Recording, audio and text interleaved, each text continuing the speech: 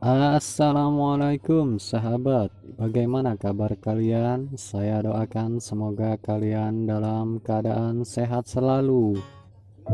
Dalam satu hadis yang diriwayatkan oleh Abu Daud radhiyallahu anha, Rasulullah shallallahu alaihi wasallam bersabda, "Akan datang suatu masa ketika kamu tidak akan menemukan satu orang pun yang tidak memakan riba. Mereka yang tidak mau memakan riba pun pasti terkena debunya." Masa itu adalah hari ini, dan itu artinya kita semua tengah terlibat dengan riba. Sebab di masa ini, seluruh tata kehidupan kita telah bercampur dengan riba hingga kita tidak bisa menghindarinya.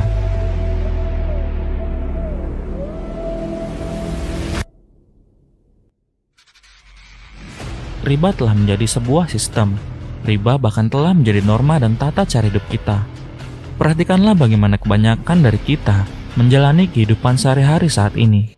Untuk memiliki sebuah rumah, kendaraan, bahkan peralatan rumah tangga, pada umumnya kita membayarnya dengan kredit berbunga. Sebab, harga-harga kebutuhan hidup kalau harus dibeli secara tunai, sudah semakin tidak terjangkau.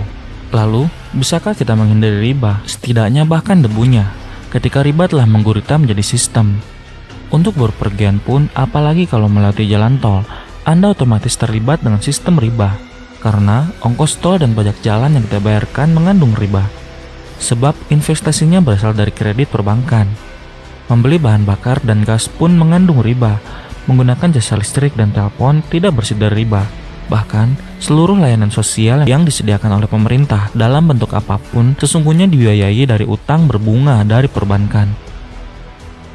Bukankah untuk menggaji aparat sipil negara beserta segala tunjangan dan dana pensiunnya pun pemerintah mengandalkan APBN? Dan itu berasal dari utang berbunga dari perbankan dan pemajakan paksa. Sedangkan riba mengakibatkan kesengsaraan bagi semua orang. Allah Subhanahu wa taala menyatakan riba menyebabkan manusia menganiaya dan dianiaya. Riba membuat beban kehidupan menjadi semakin tidak tertanggungkan. Biaya dan harga segala keperluan hidup menjadi berlipat ganda. Sekali lagi, perhatikan kenyataan di sekeliling kita. Belum lama di masa lalu, setiap keluarga secara relatif mudah dapat memiliki tanah dan sebuah rumah yang layak. Tapi, ketika tanah-tanah mulai dikuasai oleh para bankir melalui pengembangan, memiliki rumah menjadi kemewahan. Dengan dalih menolong masyarakat, para bankir menciptakan kredit perumahan rakyat atau KPR. Apa akibatnya? Justru harga rumah semakin tak terjangkau. KPR yang semula ditunjukkan untuk rumah bertipe 300 meter kuadrat harus diturunkan untuk tipe 200 meter kuadrat, terus mengecil sampai bertipe 60 meter kuadrat. Lantas, untuk tipe 45 meter kuadrat, lalu tipe 36 meter kuadrat, dan kini semakin kecil lagi untuk tipe 21 meter kuadrat. Itu pun hanya bisa dibeli oleh sedikit orang karena harganya yang semakin mahal.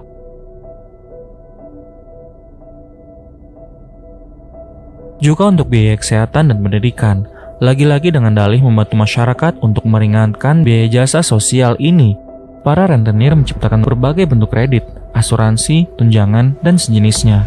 Itu semuanya berbasis pada utang berbunga.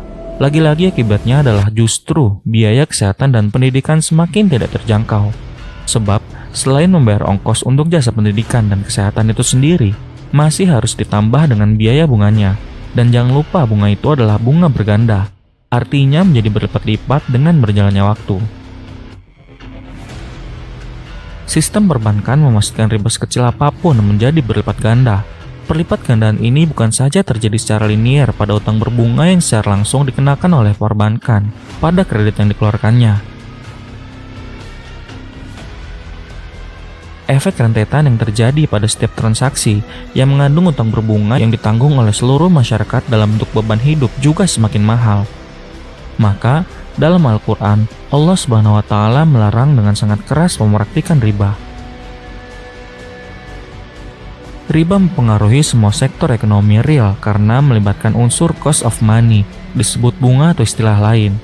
Ini juga mematikan sektor real karena hambatan biaya uang tersebut.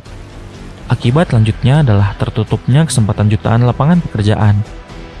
Dalam praktiknya, pinjam-meminjam uang berbunga ini merupakan kegiatan dari sewa-menyewa uang, sehingga masyarakat tidak terdorong menginvestasikan uangnya ke sektor produktif. Jutaan lapangan pekerjaan tertutup akibat uang masyarakat yang disewakan kepada perbankan dengan bunga, misalnya 10% per tahun. Bandingkan dengan bila uang tersebut diproduktifkan dalam kegiatan ekonomi real melalui skema bagi hasil. Ambillah contoh keadaan saat ini ketika perbankan disebut bank konvensional atau bank syariah maupun turunannya, termasuk BPRS, yang merupakan kredit mikro, mengenakan bunga cost of money pada pinjaman sebesar 10%, maka kegiatan usaha produktif yang memberikan keuntungan kurang dari 10% tidak akan layak. Apa akibatnya? Banyak lapangan kerja yang tertutup dan ekonomi yang tidak efisien karena tambahan biaya akibat riba. Belum lagi ditambahkan beban ribawi, bentuk aneka rupa pajak yang juga berlapis-lapis adanya. Mulai dari pajak penghasilan, pajak pertambahan nilai, pajak bumi dan bangunan, pajak kendaraan bermotor, bea dan cukai, sampai bea materai. Akibat lanjutannya adalah harga barang dan jasa yang tidak bisa lagi murah. Sebab, pertama-tama harus ditambahkan dengan harga sewa, uang atau modal yang dipakai dalam menghasilkan barang dan jasa tersebut. Lalu ditambahkan pajak-pajak yang dikenakan atas seluruh proses produksi itu pada produknya sendiri. Bahkan pada proses jual belinya, denyut ekonomi kita adalah denyut riba. Kita menyebutnya sebagai sistem kapitalisme. Jadi, akar persoalan kita adalah riba. Tapi, solusi yang akan kami tawarkan pun adalah riba pada akhirnya. Dan boleh jadi ini akan mengagetkan Anda, bahwa seluruh rangkaian sistem riba ini dimulai dari si dompet kita sendiri, yakni keberadaan uang fiat atau uang kertas dan turunan-turunannya. Kenyataan bahwa uang fiat adalah riba akan kita bahas pada episode selanjutnya.